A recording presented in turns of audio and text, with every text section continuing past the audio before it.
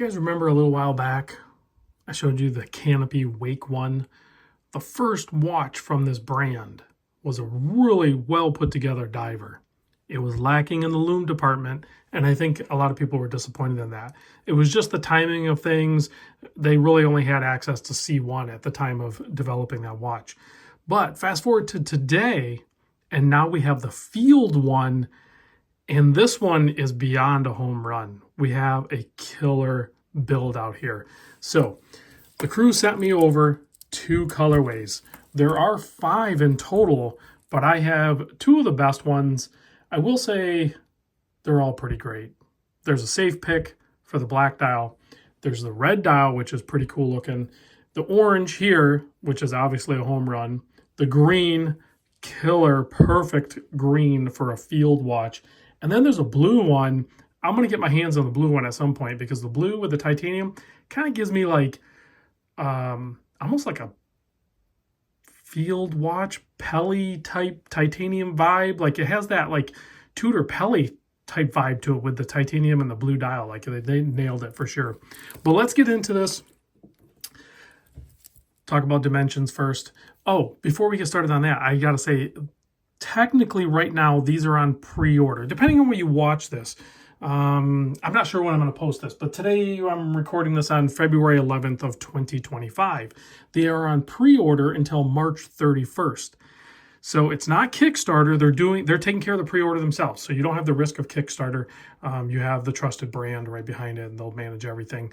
If you go to the website, I'll put a link down below, but their goal is to hit 60 pre-order. They're at like 15 right now. I'm probably going to order one, so that'll bring it to 16. You guys will fill in the gaps. Once they hit 60, the project is a go. I need this project to go because this is a killer watch. I think you guys will respond to this watch and the price point. So right out of the gate, I'm going to tell you right now, the price point on the pre-order is $499. So it's right at that old school comfortable zone that I used to adopt at $500. Anything below there was kind of like my safe space.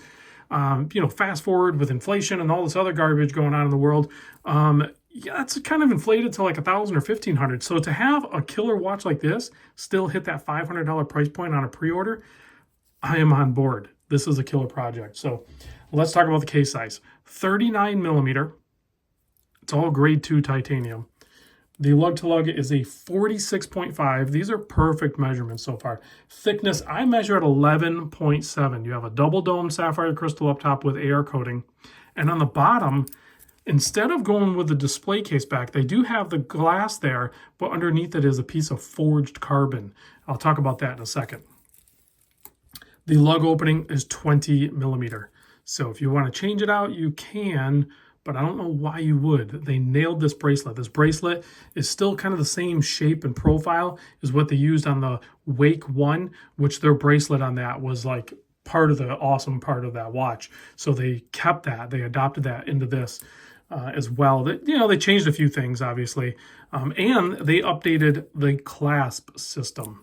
So you have a toolless on-the-fly quick adjust, and it's a double post, double pusher signed easy to deploy clasp system. Nice hardware, screw pins on a titanium. A lot of titanium bracelets I'll see split pin. So we have screw hardware on this, so that's easy to use. And then you have a 6 millimeter signed screw down crown. That's also a piece of forged carbon inside the crown as well. And then with all of the links, which is plenty large enough for your wrist, it weighs in at 96 grams. So you can see what I'm talking about here. This is a killer package. Before I forget, I have to mention why they went with the forged carbon on the back. So if you remember on the Wake 1, the bezel insert was a piece of forged carbon. So the design team, they wanted to keep that cohesiveness between the models.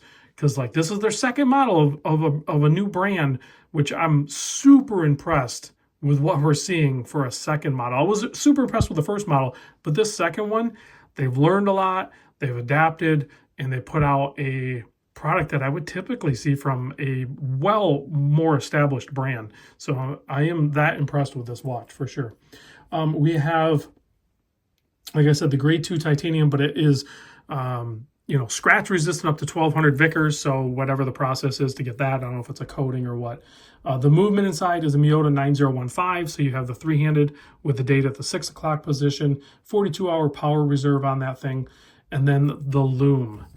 Yeah, this is one of the big lessons hard learned from their first model is go hard on the Lume. You have a micro brand, us watch enthusiasts are obsessed with Lume, give it to us. So they did in spades. We have C3X2 Lume on the handset. We have C3X2 Lumicast applied Arabics and dots.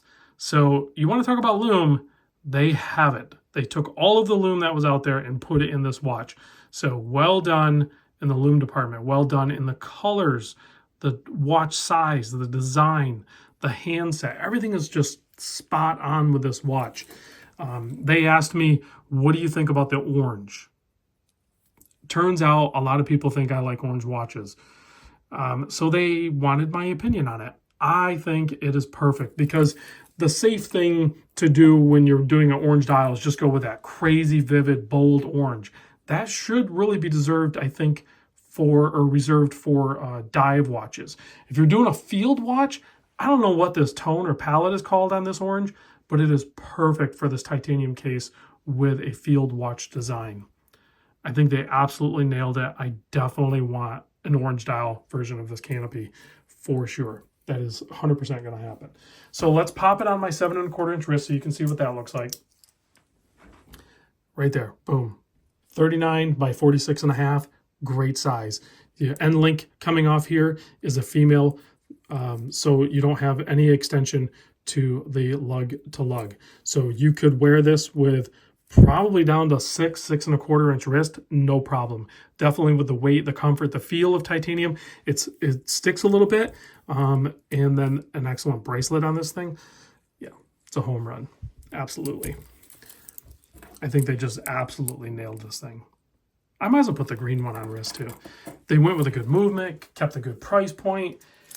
Their packaging, if you remember, the packaging was, I don't want to say over the top, but kind of over the top for a first model on the Wake 1. So the packaging for this guy here is going to be a little more minimalist, I'm sure. I didn't even talk to him about it. I'm just assuming it must be at this price point because you already have a killer watch here.